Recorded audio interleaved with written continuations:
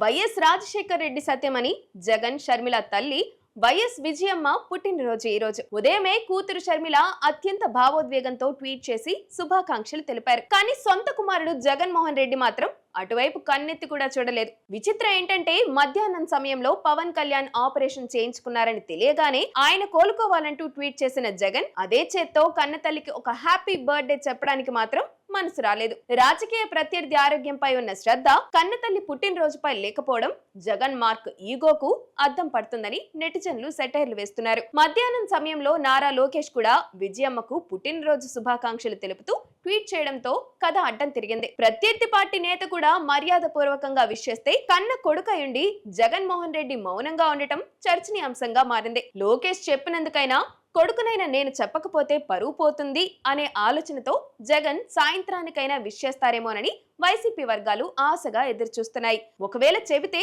అందరూ చెప్పారు కాబట్టి తప్పక చెప్పారు అంటారు, చెప్పకపోతే తల్లిపై అంత కసి పెంచుకున్నారా అని ఆశ్చర్యపోతారు. ఏది చేసినా జగన్ కిప్పుడు ఇబ్బందికరమైన పరిస్థితే.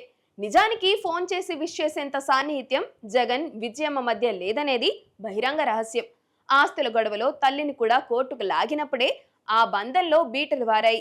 కనీసం సోషల్ మీడియాలోనైనా ఎలాంటి ఈగోలు పెట్టుకోకుండా ఉదయమే విష్ చేసి ఉంటే ఒక కొడుకుగా ఆయనకు గౌరవం పెరిగేది. కానీ జగన్ రెడ్డి రాజకీయం అంతా నేను నా పంతం అన్నట్టుగానే సాగుతుంది కాబట్టి తల్లి పుట్టినరోజు కంటే తన రాజకీయ వైరాగ్యమే ఆయనకు పెద్దదిగా కనిపిస్తోంది. వైఎస్ఆర్ ఉన్నప్పుడు వెలుగు వెలిగిన ఆ కుటుంబంలో ఇప్పుడు పుట్టినరోజు శుభాకాంక్షలు చెప్పడానికి కూడా రాజకీయ లెక్కలు వేసుకోవాల్సి రావడం విచారకరం. లోకేష్ లాంటి వారు విష్ చేసి జగన్ రెడ్డిని డిఫెన్స్ లో పడేశారు. మరి సాయంత్రం లోపు జగన్ నుంచి ఏమైనా సందేశం వస్తుందో లేదో చూడాల్సిందే. నా ఇష్టం అన్నట్టుగా మౌనాన్ని కొనసాగిస్తారో లేకపోతే ఏదేమైనా ఒక తల్లికి పుట్టినరోజున కొడుకు నుంచి దక్కాల్సిన కనీస గౌరవం కూడా దక్కకపోవడం వైఎస్ కుటుంబ అభిమానులను సైతం కలిచివేస్తోంది.